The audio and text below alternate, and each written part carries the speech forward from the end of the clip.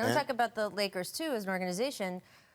They were in the desert with free agency, right? They couldn't even get meetings with guys. Things have obviously changed. Magic came out last week and made that, Jeannie can fire me if I don't get a big free agent in the next week, year or two, two summers. And gee, golly gosh, he got one. So either he knew enough then to make that deal, that promise. That being said, I'm not sure the pressure is off Magic and the Lakers just because that particular promise is over. In fact, would you argue, Lee, it's on more than ever? What's our friend David Griffin's line? You're the protector of Babe Ruth's legacy. I mean, that pressure, when you're LeBron James, general manager, club president, I think that's a pressure unlike anything in sports to build that around him. And I don't know if it alleviates, to me, staying in Cleveland would have alleviated pressure because there are all these reasons, right? Bigger than basketball, that he's there. Here, I think this kind of ratchets up the pressure on him, the way I see it, because why else would he be doing it if it's not to win? To me, the Hollywood reasons for fans, for Laker people, that kind of is going to fall flat. I got news for you. This is not a great team. Not right now.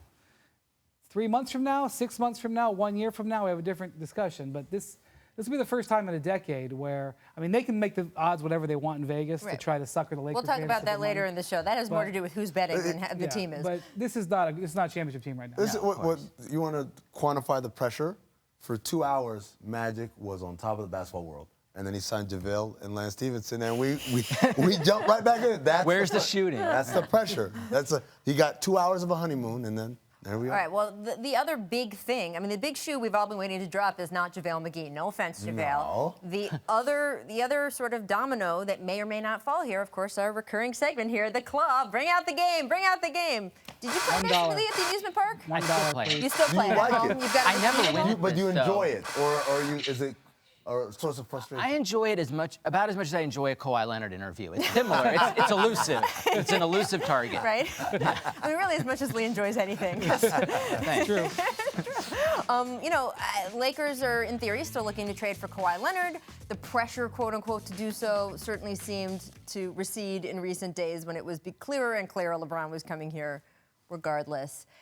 You heard me ask Kobe Bryant there. I get it. They don't want to, they don't want to strip their team for Kawhi. They don't want to do what Denver did to the Knicks when this happened with the Spurs. I get all of that.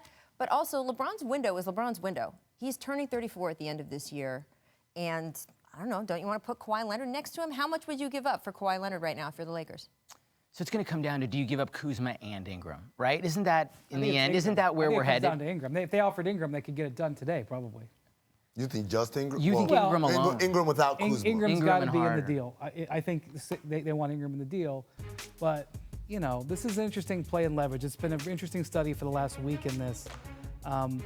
I thought it was so interesting that Kobe answered that question the way you did because he's talking to Rob Pelinka like every day. And so what Kobe said, we're going to wait. Right. I think that's an indication of the way the Lakers are looking at it right now. So that's what I took away from that. But what if you don't do it and he does get off to a bad start and they are, a 5 or 6 seed or shoot maybe even worse? That's a good start. That may be a good season for them. But doesn't that put him in a really tough spot if that's the way his kind of Laker tenure starts and he's going to be 34 years old? Don't you run the risk that it could spiral in a direction that he's never really seen before? Tune into The Jump next January. But again, that goes back to the long-term deal, right? The long-term deal insulates, at least temporarily, how much panic we're going to have out the gate. Well, not panic, though. I agree. It Uproar, insulates the circus. sort of... Well, you keep going. I agree it insulates them from is he going to leave again? But we have all spent time with him. It's one thing in July when the sun is shining and everything's great. What do you think it's going to be like? Misery. Right. Yeah. If it's not going well, it's not going to go well. It doesn't matter what the temperature is. If he's a 7 seed, that's not going to play well. And he will be applying pressure in that locker room that those guys have never felt before. And the media will be too, and it will be, you look at the makeup of that roster right now, if he doesn't have Kawhi Leonard, and this is somebody who sat up there in the finals at the podium and said he wanted cerebral players with him. Right. You look at that roster right now, I know JaVale brings a high level of... Well, he's not just necessarily wouldn't be calling his teammates stupid, but they're not very seasoned and experienced. Right. It's a young team, and the veterans that they just brought in aren't that highly regarded. Don't move the needle more. Don't move the needle more in that direction that he was leaning towards. Look, they always say deadlines spur actions, right? So we just passed one deadline. Obviously, this free agency window, there was a little bit of urgency there of, hey, can you get Kawhi Leonard ahead of what happens in free agency? I think now it sort of all simmers down again. Kawhi could be traded any day, but I wouldn't necessarily expect that at this moment. And then before the season starts, don't you think we'll see sort of another little rush? Well, I think the ball's actually, it's not in the Lakers or Spurs court, it's in Kawhi's court. If Kawhi elects to change the situation by exerting pressure publicly, is what I would assume, and basically says, I'm going to be a villain here and I am going to force my way to the Lakers.